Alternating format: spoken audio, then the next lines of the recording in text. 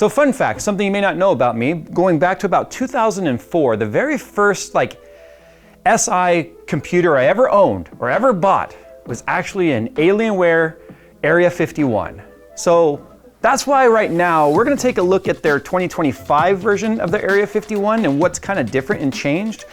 I'm actually kind of excited about this because for the first time in a long time, I feel like there's been a lot of changes when it comes to Alienware that are directly due to customer feedback.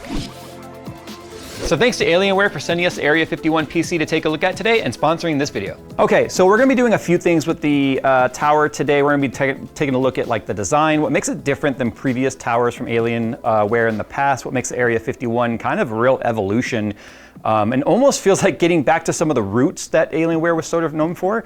The Area 51 was always one of their top tier product offerings for gamers and such, and I feel like over time, a lot of that was lost, and we've kind of started getting our way back to that right now.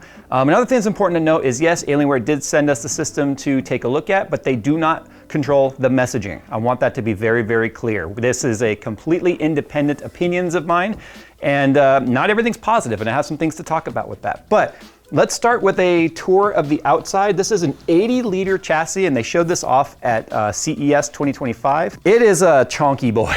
So. You might notice it slides kind of easy on the desk. That's one thing I kind of wish they had, which they don't, is on the bottom of the feet. Oh boy, it's heavier than I thought. There should be rubber. There's no rubber, it's just plastic. So first kind of point I want to make, I do wish they'd put some rubber on the bottom, that way they don't slide all over the desk. It is a big chunky boy. Also too, they are really kind of talking about their full positive pressure design. So we have two 180 millimeter intake fans on the front, two 140 millimeter intake fans on the bottom feeding the GPU, coming in through the bottom of the chassis. I think you saw as I tipped it too, there's a lot of ventilation in the bottom right here that air is coming up through. I don't know why I keep doing this to myself. And then we have a 360 millimeter radiator at the top, pulling air down. So this is a full positive pressure. There is absolutely no fans anywhere assisting the exhaust. As you can see, it is fully open in the back. For shipping purposes, there is a screw right here on the back. It's just a 6/32 screw, the same kind you'd use to hold down a GPU. Once you take that out, it is now unlocked, meaning this button can turn. So you can't push these buttons in right here, which is what you use to open the side panels unless this is turned. But you can't turn that until you take the screw out. So this button right here, pop. Side panel is somewhat retentive, so it's not gonna just fall out on you. So, doop. Then you can pick it up. Oh, it's a chunky boy too, very thick. And now you can access the insides. First thing you might notice too is this probably the beefiest I've ever seen of a graphics card anti-sag and support bracket. It's not just an anti-sag. It's a full support bracket that also keeps the GPU secure during transit. If we go ahead and open the back side right here, this will give us access to everything in terms of the wiring. And as you can see, very minimalistic and very clean. There's one thing I like about this. Although you don't need it because they're already fully populated with fans, we do have access to 1, 2, 3, 4, 5, 6, 7, 8 more fans that we could control through this hub. Now this hub does tie in to the Alienware Command Center, which is how you control your fan speeds and your pump speeds and all of that. And they do have temperature monitoring by zone. So you can actually see temperatures of different zones of the case, which is just kind of a nice thing to have and to see. But as you can see, it's fully wired in, fully integrated, nothing to have to really change or have to worry about wires flopping around. It's all nice and secure in these retentive tabs right here. They're not even zip tied down. They're literally just in these plastic tabs that do nothing but hold the cables in place. So that's nice. You don't have to sit there and kind of start cutting a whole bunch of zip ties if you need to get into it. But the cool thing is, because of the fact that this is all built specific for this chassis, all the cable links are only as long as they need to be. You don't have tons and tons of coils of cables hidden somewhere. They literally are cut to length so that they're nice and clean when they go into the system. You'll notice two 2.5 inch drive bays right here that are pre-wired with SATA plug and SATA power. The second one is actually over here, just kind of tucked away, but you could expand the storage with 2.5 inch drives if you wanted. So they're pre-wired, which is nice. You don't have to worry about wiring any of that stuff in. If we take a look at the bottom, we do have a drive sled right here for a single 3.5 inch drive. So if you're running like a big, storage, like a 10 terabyte or 20 terabyte spinner drive or something for mass storage, that goes right there in the bottom. And the wiring for that is actually right here, and it is clipped in there. So there are the wires for that drive right here. So you don't have to wire anything up if you want to do any additional expansion for this. It's already all right here. Now finishing our tour around the front right here, we'll talk about the insides here in a second, but you might notice these QR codes that are kind of strategically placed around the system. Those are actually the manuals for the system. So like, as you can see, this one here would tell us about the power supply. I guess this one would probably be a general Area 51 manual. Over here we have the graphics processor, which is actually on the bracket. And then over here we have the basic maintenance filters. And interestingly enough, I'm gonna actually use that because I know we have a filter right here in the front, which is magnetic, but since everything on here is intake, I would have to assume there's potentially another filter somewhere. So I'm gonna scan that QR code real quick, and I'm gonna see where that actually brings us, because now I'm kind of curious. Maintaining a fan filter. In this video, we show you how to maintain the fan filters in your Alienware Area 51 and pull the filter out. Oh, it's in the back. Okay. All right, so we already got the one off the front, and I did see, and look, that little screw right there, which you just mentioned, actually has a little like air whoosh symbol above it. So obviously that is gonna be for the rear filter. Let's see. The only downside is that it comes out backwards. You gotta pull it away from the wall. It would have been neat if it goes sideways, but okay, well, there we go. Since it's an intake, it's important to have this filtered. Okay, let's talk about the insides. This is where Alienware has really sort of deviated from some of their norm, and that being the fact that you might have noticed it's fairly standardized in terms of the way that the components fit. Because in the past, with the Alienware, it's always been like a bespoke motherboard that had a very weird layout, non-upgradable in the sense that you couldn't take it out and just put in like a standard size component. So we have, as you can see right here by the screw pattern on the back, we have a standard size power supply. Although it is a ATX 12V VO, which means it's not a standard 24 pin or an EPS. It actually means it's a 12 volt only type of power supply. So the downside here, and this is one of the negatives I'm gonna give it, if you want to change the motherboard and you don't find another 12 volt VO motherboard, then you have to change the power supply with it. Now this is a 1500 watt platinum rated power supply. You might be asking yourself, well then why the heck don't they just switch that with a like an adapter cable or something so you can adapt it to a 24 pin? Well, that's because the 24 pin contains ground, it contains 12 volt, it contains 5.5 volt and 3 volt. So this one does not. So to change out the motherboard, you'd have to change the power supply with it. But you can, which is going to be at least the other half of the positive on that aspect, that you can change it with standard equipment in the future. Now, that would be like way in the future, because right now this is a Core Ultra 9 285K. It's an RTX 5080 Dell version. So this is actually a Dell SKU. It's not made by a different manufacturer. This is their own like design of a graphics card. We'll take it out and look at it in a second. But because of the fact that it has a standard Intel mount for like the CPU, it has the 360 millimeter AIO, you could easily take out this motherboard, put in a new one that's whatever future facing technology that might be an upgrade for this, and make it all work. I don't know about you, I've personally never seen an ATX 12VO motherboard like in retail. I've only seen it with like Dell and other like workstations and stuff like that. You tend to find that more in workstations. But anyway, moving on, let's talk about the graphics card right now, because I feel like I could pick this whole case up by this, because it is probably the beefiest solution I have ever seen for a graphics card anti-sag. So as you can see right here, it is using a 12 volt high power plug. So there is that. I do like that it has those markings on the top and on the bottom. By markings, I mean like that stripe.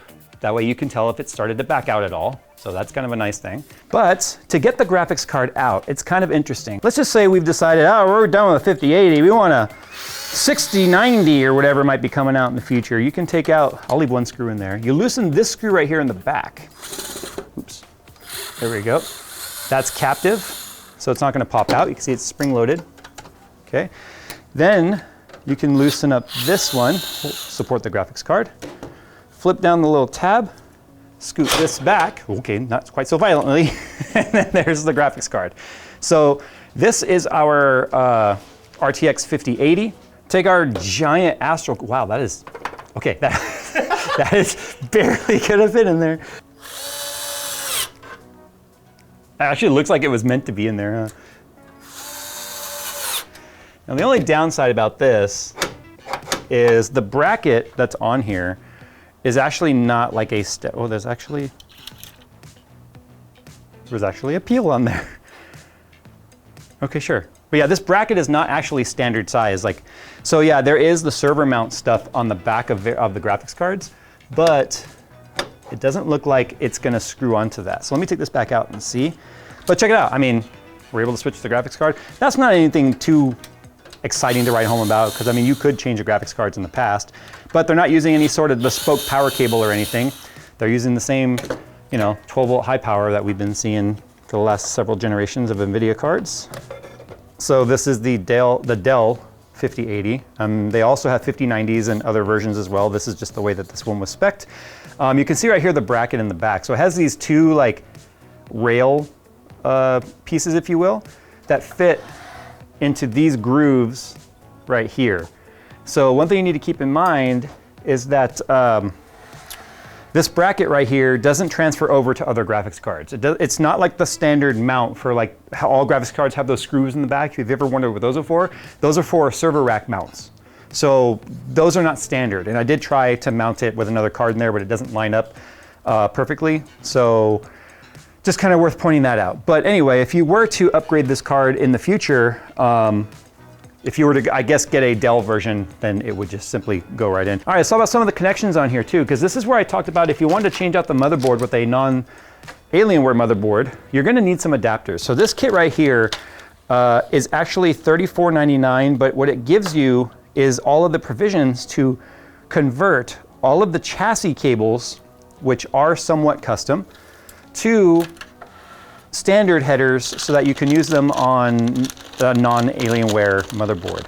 So let's just take a look at these. Okay, so these are some standoff screws of some sort. This right here is the power button switch. So as you can see, the button on here is pretty non-standard, because if you look down here, you can see this is more or less harnessed. Like the SATAs are normal, the HD audio and the USB stuff normal, but like the front panel connector type stuff is not standard. They're just like these big giant harnesses. So this converts the power button to your standard 2-pin push button and power LED, so you can use this chassis with a standard motherboard.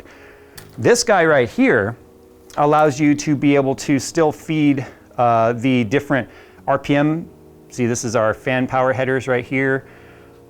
Fan power 9, 10, 11, 12, 13, 14, 15, and 16. So these are basically feeding each of these fans with their power signal. And then this allows you to be able to still use this hub, but you can convert the actual fans right here, their inputs, to this guy, which I think I might have just turned it upside down. Yep.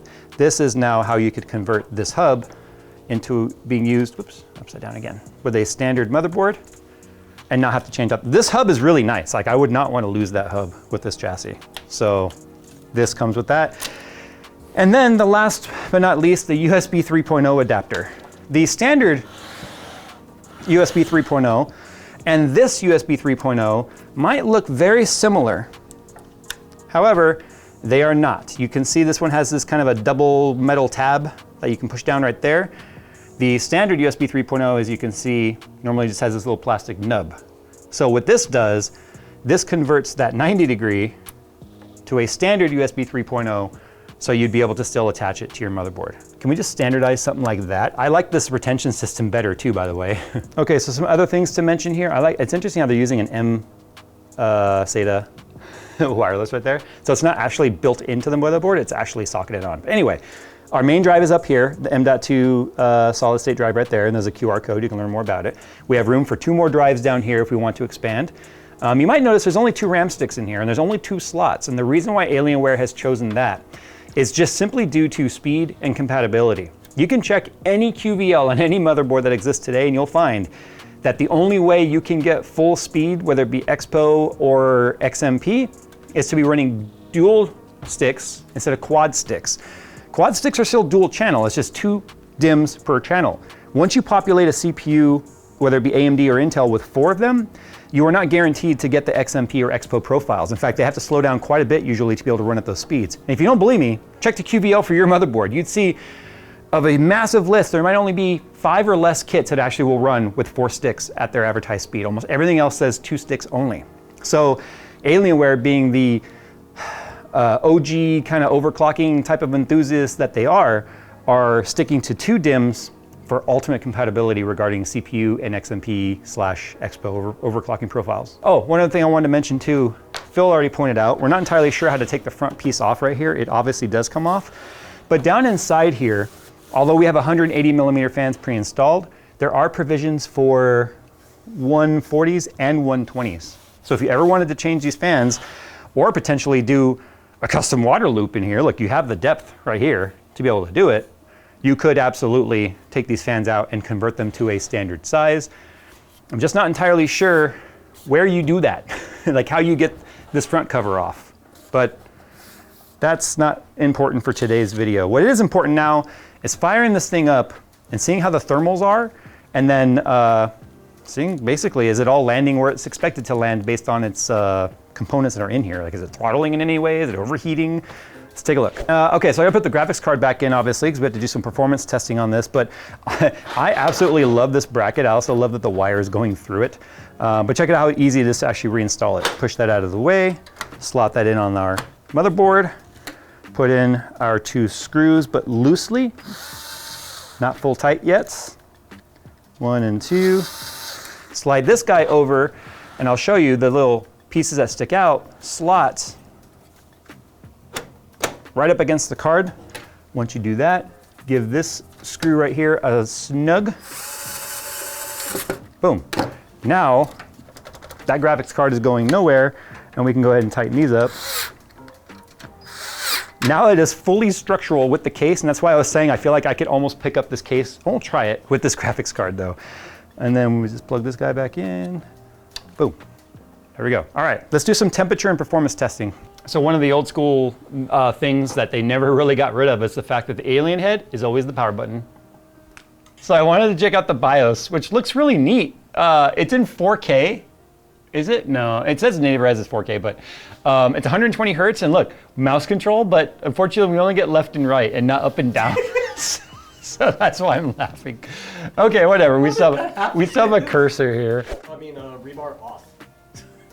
Oh, good catch. Yeah, rebar should indeed be on. When enabled, allows CPUs to adjust flex ratio, and voltage in turbo mode environment can be modified. For the sake of this video, I should not mess with this, but I'm happy to see that it's unlocked and available. I'm just not happy to see that bar was disabled. Okay, so this piece of paper taped onto the back exhaust right here, just so that we can visualize how much actual positive pressure is in there. Don't forget, these fans are all intakes. There is no exhaust fan whatsoever.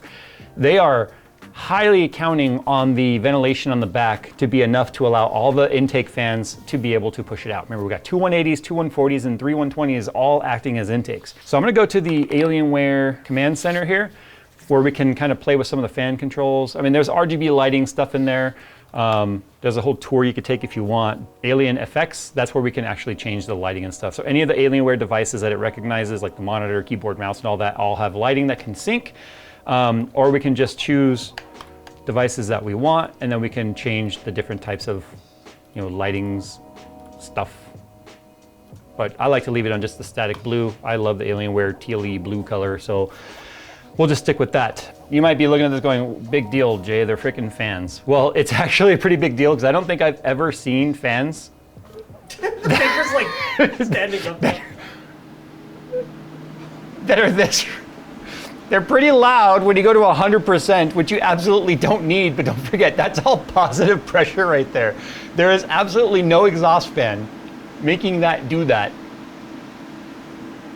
It is pretty loud when you go to 100%, but remember, that's unnecessary. And that's with the fan filters on. Oh my God. Can you hear it? How about now? I am in a tornado. That is crazy.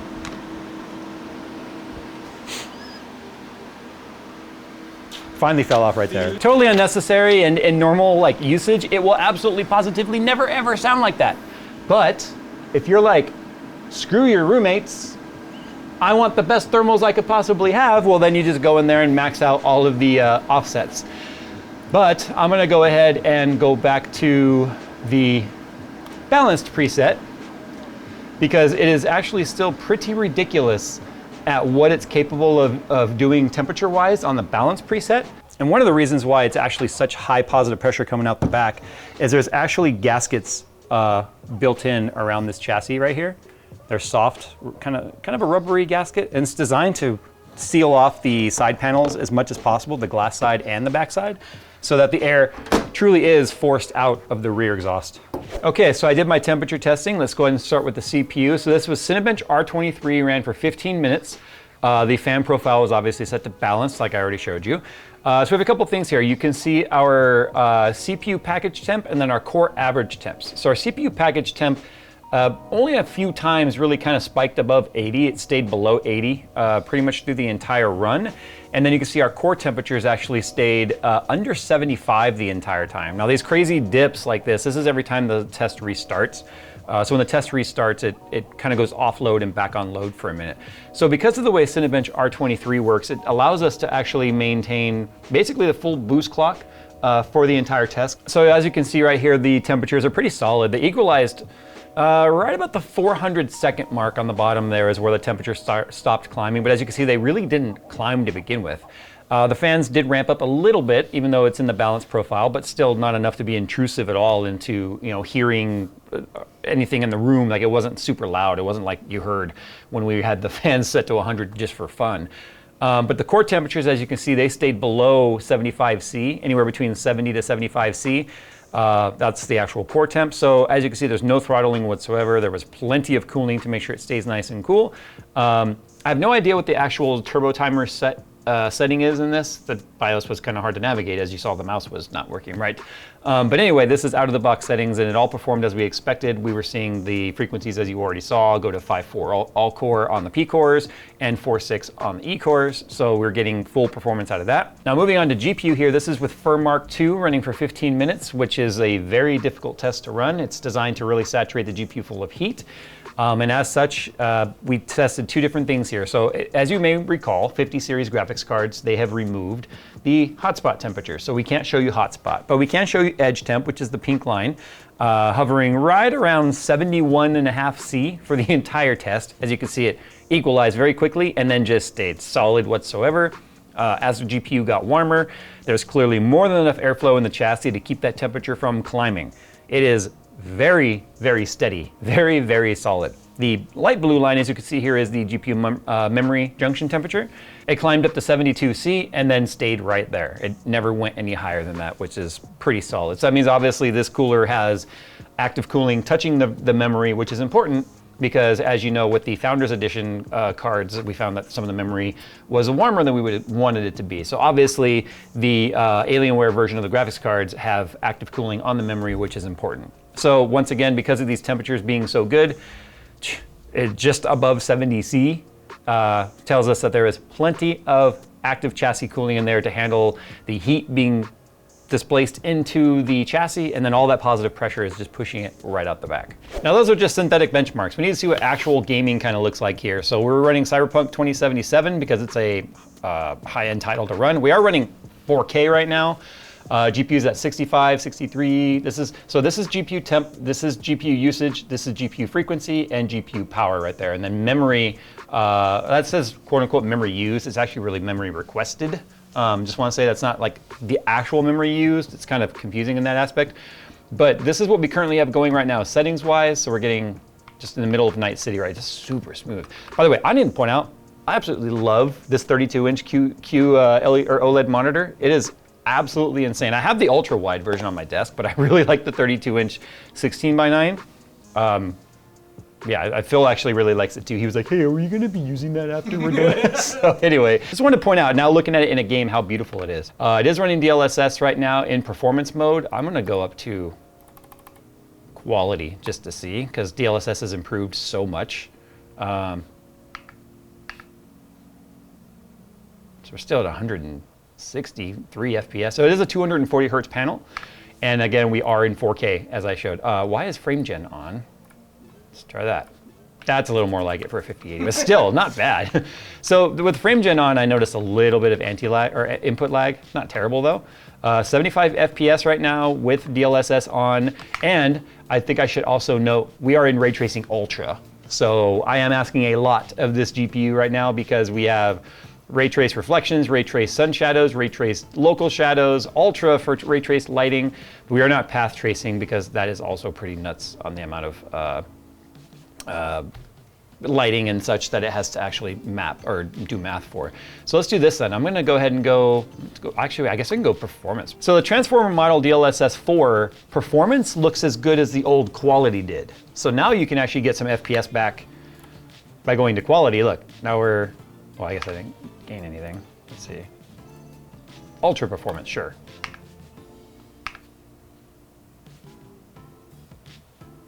There we go. So we're at 107 FPS. Damn, that looks really good though. It really does. Well, let's see what native resolution would look like here, shall we? With Ray Tracing Ultra. Okay, so clearly very cinematic, but that's raw 4K Ultra on Ray Tracing. So if I were to, let's just go Ray Tracing low, DLSS off, that's just ray traced shadows, that's it. It's back up to 70. It's nuts how quiet that system is. I just want to point out, our AC is way louder than this system right here. So I'm going to go back to Ray Tracing Ultra. I'm going to go DLSS Super Resolution. Sure, Transformer model, we'll do it on... We'll go Performance mode. And you know what? Sure, we'll just do Frame Gen 2X. Standard Frame Gen. 132 FPS. Dang, that's freakishly smooth. The input frame rate's pretty high, so I'm not really noticing much like input lag, to be honest. Like for a single player game like this, I'd have no problem playing it. But guess what? It's performing exactly as a 5080 should. The frequency is going to where it should. The FPS, or the wattage is actually lower than its actual 360 watts, but that's because of the fact that the GPU, as you can see, is not being 100% loaded. I mean, there's other factors to keep a GPU from going its full speed or not. Okay, the Alienware Area 51. I'm really happy to see that they are using standard mounts for stuff. Like for instance, the motherboard is standard ATX screw hole patterns. You can change the motherboard in the future if you ever wanted to upgrade the system. The amount of ventilation, like the opening of the hex, like the honeycomb, absolutely huge, so it's plenty of airflow. Don't forget, this is air coming in through the top, air coming in through the bottom, and obviously air coming in through the front. So all of the heat that I'm feeling right now, which is very warm, actually it's very toasty, is because of positive pressure. And the fans are still running very slow. If you recall how fast and how loud the fans were at 100%, completely unnecessary, but could do it. So depending on the environment that you live in, it could be really hot. Maybe you don't have air conditioning in your gaming room or wherever your computer may be, so you can just make up for it with volume. But it's also important to note that the reason why they're using 180 millimeter fans in the front is just because of CFM. The big fans move a ton of CFM. And not only that, these can run very high RPM as well. So you get that crazy exponential curve of fan blade surface area and RPM, giving you a crazy amount of CFM to go along with it. I'm not sure exactly what the fans are in the top right here. They're not RGB, I don't think, because you can't see them, so why would you, right? Because they're in between the top of the case and the radiator, so they're sandwiched in between there. So they are technically pushing air down through, but pulling air in through the vent on the top right there. I also kind of like the fact that the side panel stays, if you push the button, not that you would need to, but it's you're like, I need extra vent. Not that you ever would do that, it's just, I don't know, that's kind of fun to do. But I never would have considered doing a build, to be honest, in pure positive pressure. I've always used a helper fan in some way, but the literature is saying that their thermal designers and their engineers that have done a lot of testing regarding having an exhaust fan here versus not having an exhaust fan here versus those being intakes and these being exhaust. Apparently they have tested all of these different scenarios and they found that the pure positive pressure in this chassis and the way that it's laid out is actually the better option for all of the possible configurations they could have done with fans. So I don't necessarily have a way to test that myself, but I'm gonna have to kind of take their word for it because the temperatures, as we've already shown in the charts and right now during live gaming, are definitely speaking for themselves. In fact, they kind of have me maybe rethinking the way I do some of the fans in the future. Some of the things, the critiques I have that I would like to see, to be honest, rubber feet on the bottom. Like you've got the big rubber or the big plastic feet that go all the way from side to side on it, make it very stable so it's not very tippy. But as you can see, I can slide it on the desk pretty easy because there's no friction. So I would like to see some rubber added to the bottom of the feet. That way they don't slide around so much.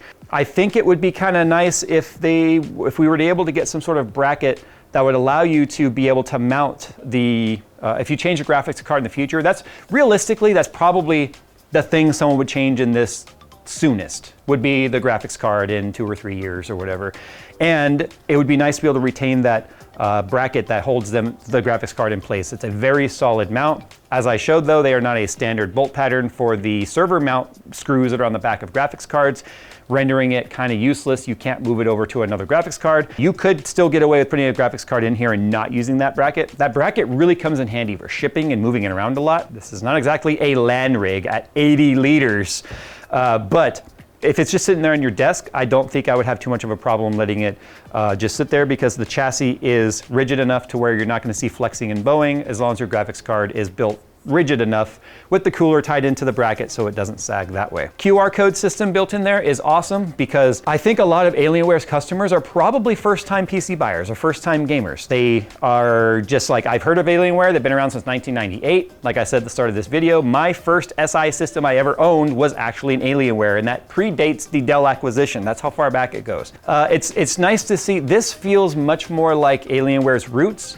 than kind of where they were going for a while there with the crazy hex systems. And they looked cool and stuff, but they were not user-friendly in the sense of being able to have future upgrade paths available to them because everything was proprietary to the chassis. Well, this is a more standard chassis, and it's kind of weird that we've reached a point where that becomes a positive talking point, but it exists because that was the critique and feedback that Alienware was hearing, and they went with it, and this is what they've come up with. They do have a smaller chassis as well, but we obviously only took a look at the Area 51 80 liter today. Now let's go ahead and talk about value because that is a very subjective discussion. In fact, there's still rubber peel. I have to peel this off when I get done. It's bugging me. There's still peel around the edges. But anyway, value is very subjective. Obviously, it is like a premium tier product. They know that, you know that, their customers know that. When the Alienware Area 51 first came out in 1998, it was $3,499 in 1998, making it more than $6,400 in today money. If you are either going to be a customer or not at this price point. Alienware knows they're a boutique brand. You know they are a boutique brand.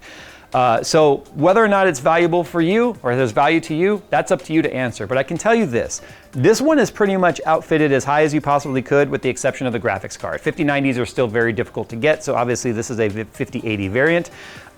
Only comes with Intel CPUs. So there is that. If you're looking at like trying to run an AMD CPU, this model does not come with AMD CPUs as an option, but you can scale the GPU and the CPU around, including the storage size and RAM size to try and configure the price to maybe more fit your budget. But because everything is standardized, you could do upgrades in the future if you wanted to. And in fact, that's something that I did with my Area 51 back in the day because it was standard back then. So I did actually use the chassis for quite a while until I ended up getting a whole new case and moving on years and years later. But anyway, I want to give a huge thanks to Alienware to allow me to take a look at this. I've actually been talking with them for months about this whole design. I am happy to see that they're moving into the more user-friendly, easy to work on it yourself type of approach here, because a lot of brands don't want you touching with it or messing with it. And by them switching from proprietary to more standardized layout and componentry makes me feel like they're moving towards being that more let's let the user get hands-on, experience it, upgrade, and make it easier for them. And having the QR codes in there is actually a really nice touch. And like I said, Steven, Gamers Nexus, actually featured that feature on one of his weekly hardware videos. And most of you thought that was a neat thing, and I think more people should start incorporating that sort of thing. Anyway, time to get on out of here, guys. Sound off in the comments below how you feel about this. Be honest. I mean, you're not gonna hurt Alienware's feelings. They know who their customer base is, and you know who the companies are you're interested in, but I can tell you they're listening to the feedback, and that's what's important. We need brands to be more willing to listen to feedback. And that's why this particular product exists. But once again, a huge thanks to Alienware for sending the Area 51 PC for us to take a look at today. I'm gonna go ahead and get on out of here because the game is still running and it is still blowing warmth at me, and it's getting kind of warm here. So guys, thanks for watching. Sound off down below, and as always, I'll see you in the next one.